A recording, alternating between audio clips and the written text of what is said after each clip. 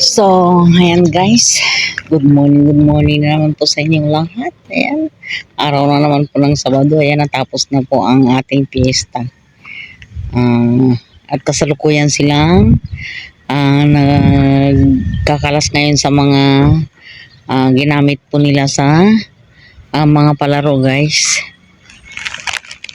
Ayan, medyo maaliwalas na po ang ating kapaligiran. Wala na po yung mga maraming basura dito.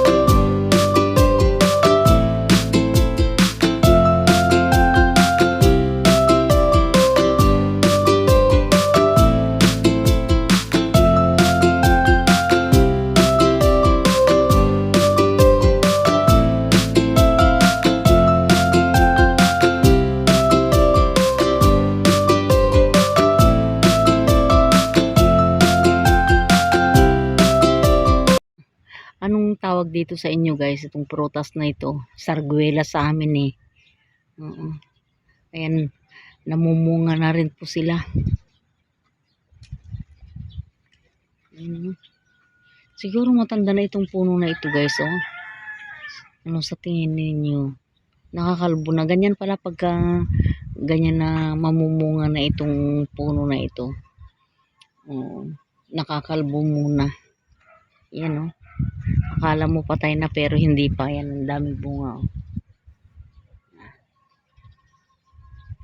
Matamis yan eh.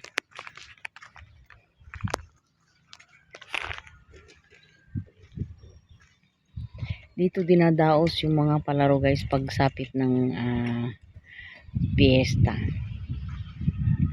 Yan. Nagsisimula naman pong maglakihan itong mga, ano ba tawag dito? Panaw sa amin eh. Yan. Ang alam ko niyan, tumutubo lang yan sa mga tabing ilog, pero hindi pala. Oo. Ayan, nagsisimula na naman po silang magtapon, oh.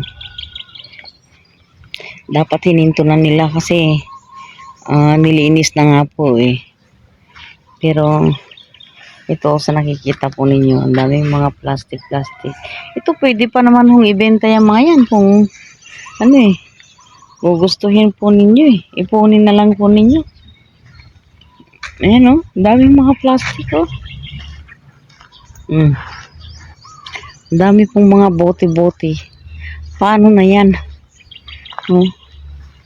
Pag sapit ng ano halimbawa nagkabaha, di maglulutangan yung mga bote na yan. O di kaya dahil natabunan na po ng putik itong mga ito, hindi mo makikita, matatapakan mo yan oh. Ang dami pong mga bote.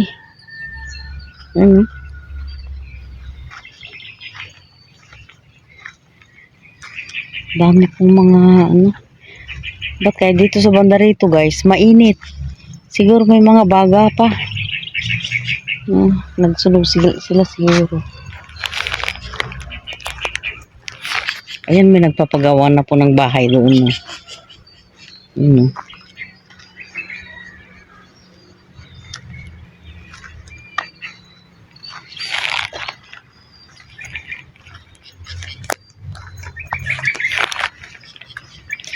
Papunta po tayo ngayon sa transient. Ito po yung daanan papunta doon sa amin. Magra-right turn lang pagdating doon sa dulo. Yan. Ayan. Good morning, good morning, good morning, good morning na naman po sa inyong lahat. Our today's vlog is ito guys. Andito na naman po tayo sa labas, nag-walking. At ito po yung makikita natin dito ngayon. Ito pong bakanteng lote ito yung mga ipinorsel nila nung nakaraang taon. Meron na rin nung mga nagpapagawa dito. Kaya lang ang problema dito yung kalsada. Maglalakad-lakad muna tayo. Tingnan ho ninyo itong mga kambing na ito. Namamasura na rin. Kung sa Maynila po mga tao po ang namamasura dito, mga kambing naman po. Ayan o. Naghahanap po sila ng makakain sa mga basura. Samantalang may mga damo naman, ano ho. Ayan o. Dito ako natatakot sa mga aso na to. Nakatingin na naman sa akin. Paano kaya ito? Oh, Diyos ko. Parang inaantay nila na dadaan ako. Bukas pa naman yung mga pintuan. Balik na lang po tayo kaysa sa mapahamak pa tayo. Ay, nako. Doon na lang tayo sa kabila. Kita mo? Dito naman po tayo maglakad-lakad guys. Ayan. Paisa-isa na pong naglalawasan ng mga tao papuntang trabaho. Dami pa rin hong kangkong dito. Minsan may nakikita akong nangunguha pa rin dito guys. Kaya lang hindi na kami masyadong nangunguha ng mga kangkong sa gilid-gilid. Nagtanim na lang ako. Buti na lang at naisipan din ho nilang bakuran na ito. Dati ito rin ang tambakan ng basura dito eh. Ngayon, dahil wala nang masyadong tambakan ng basura dito, doon naman ho sa street namin ngayon na tatapon ng mga tao ng basura. Diyos ko po. Kailan kayo masosolusyonan? Ayan, may na rin, may gate na. Mabuti naman po at naayos na. Dito ngayon ang maayos na. Dati. Anong nakarang taon, talagang gabundok din ang mga basura dito sa mga kalye guys. Pero ngayon, awa naman ng Diyos, nahiya yata sila dun sa naglinis dito. Buti may mga hiya sila. Pero doon naman po sila ngayon nagtatambak sa amin. May mga mangilan-ilan pa rin po. Kung mga walang yari ito. Tingnan ho ninyo. Maano kayang sunugin na lang nila yung mga basura nila. May mga naman, may mga naghahakot naman ho ng nangungulekta ng basura sa mga bahay-bahay. Ba't kailangan pa nilang itapon dito? Diyos ko. Hindi nga masyadong makalat sa gilid ng kalsada ngayon. Pero sa mga bakanteng lote naman sila nagtatapon.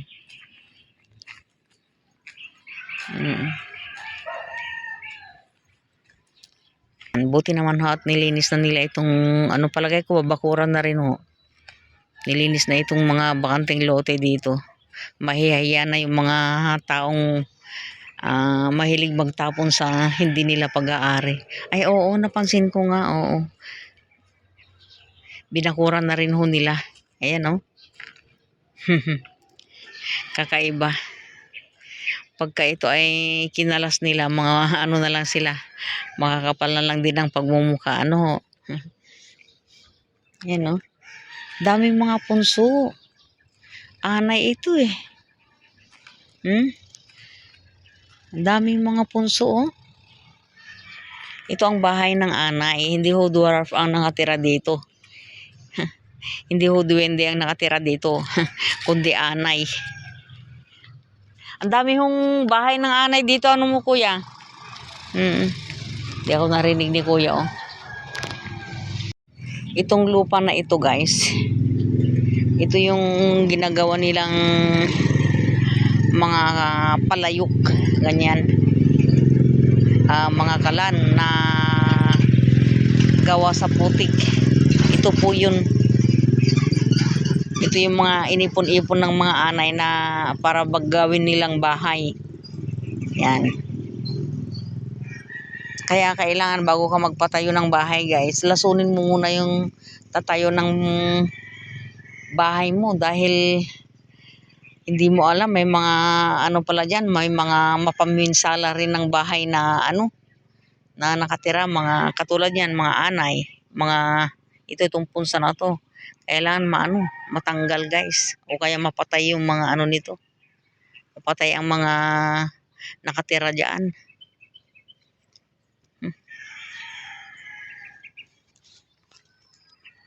Ayan o, ang ganda ng bahay na yun, for sale. Kaso wala tayong bahay guys, ay wala tayong pera.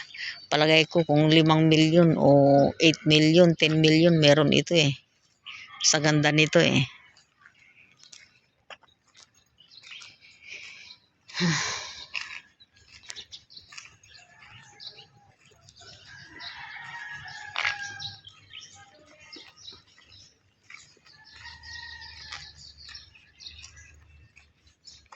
Malinis na ho itong ano nila ngayon, itong lugar nila. Napuksa na rin yung mga basura dito na ano na rin, nalinis. Naalis na, wala nang nagtatapon. Doon na lang sa amin sila nagtatapon. Diyos ko. Ayun o. Malinis na sa kanila, sa amin naman ang marumi.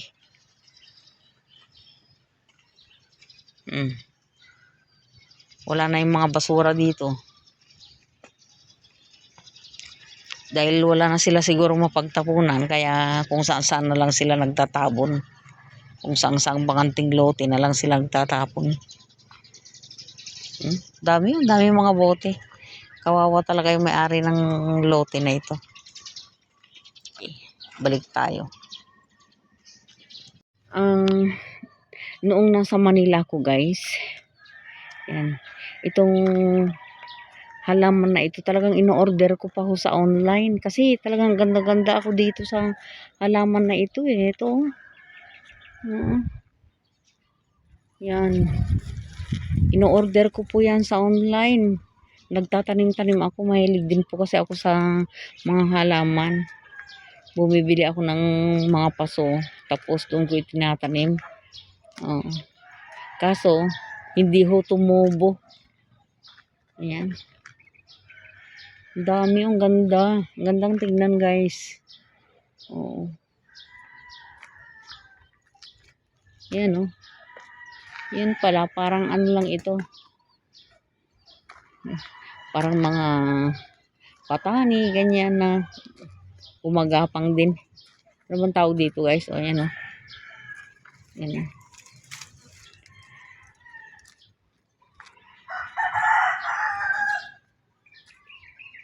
Naku, sinusundan ako ng langaw.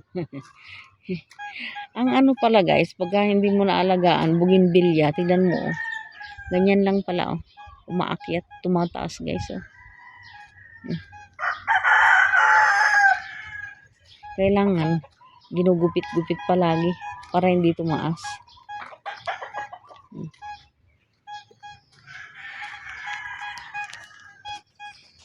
Ayan na si kuya yung magpapandesal. Ayaw kong bumili dyan kasi nahuli ko na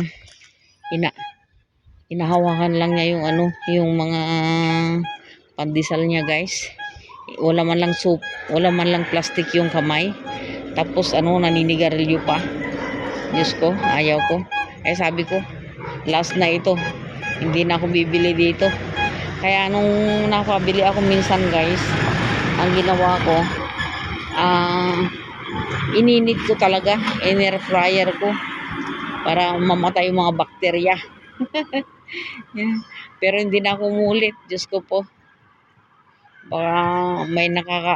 Baka mahawan ako, baka may TB, ganyan. O diba guys? Yan. Ayan, pabalik na po tayo. Maglalakad-lakad po muna tayo kahit hanggang alas 9. Wala naman po tayong ginagawa.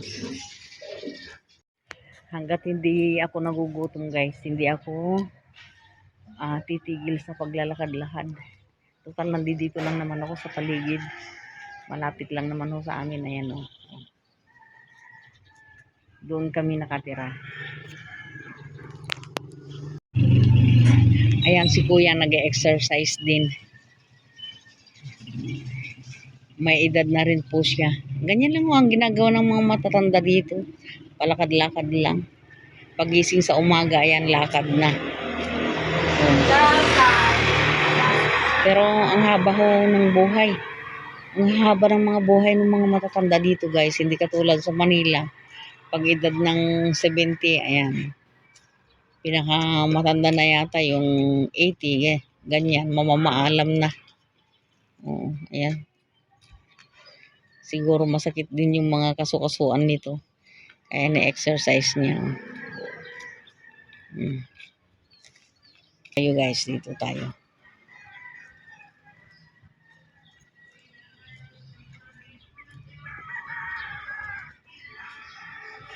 Buti rito, hindi masyadong malangaw. Doon sa kabilang street, ang daming langaw. Sa dami ba naman ng basura na nagkalat. Ayan.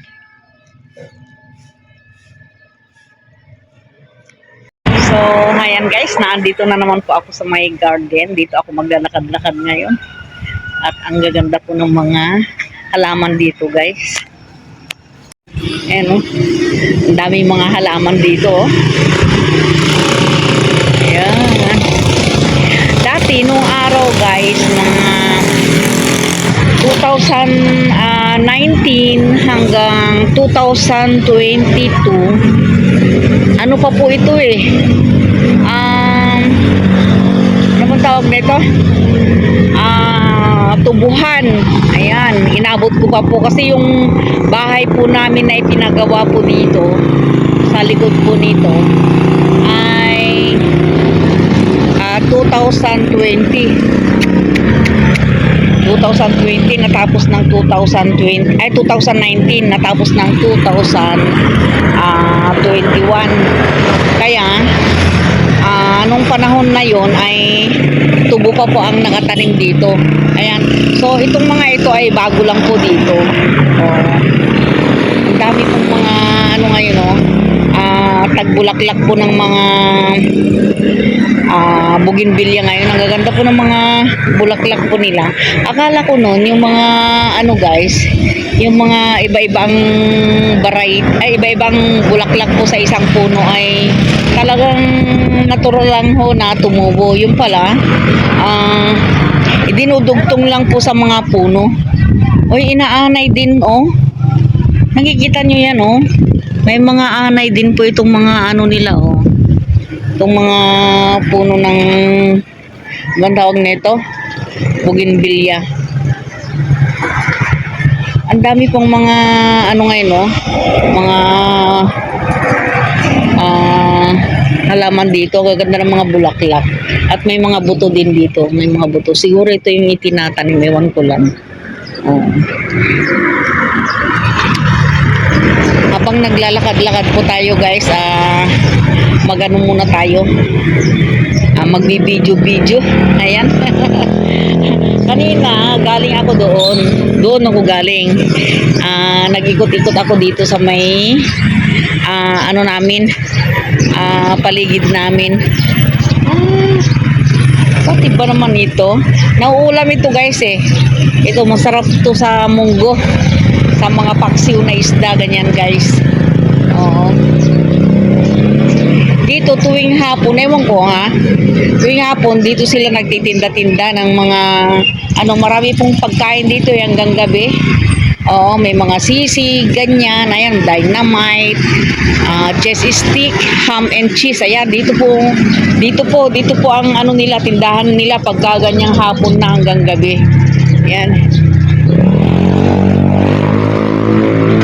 Dami pong mga dito eh, mga halaman kung gusto po ninyong mamili ng mga halaman, ganyan.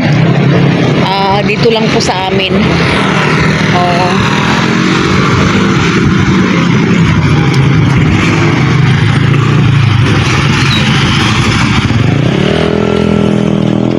Maglalakad-lakad po muna tayo.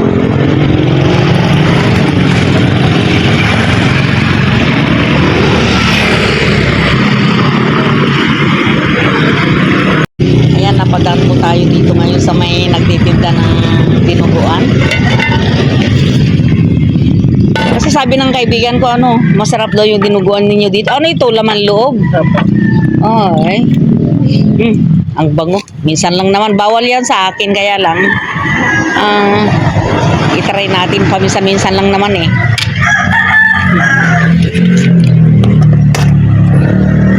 Ganito rin ang hanap buhay ko nung araw eh. Bago kami pumunta rito. Galing din kami ng Paranaque, may kainan kami doon. Ito rin yung mabili sa akin.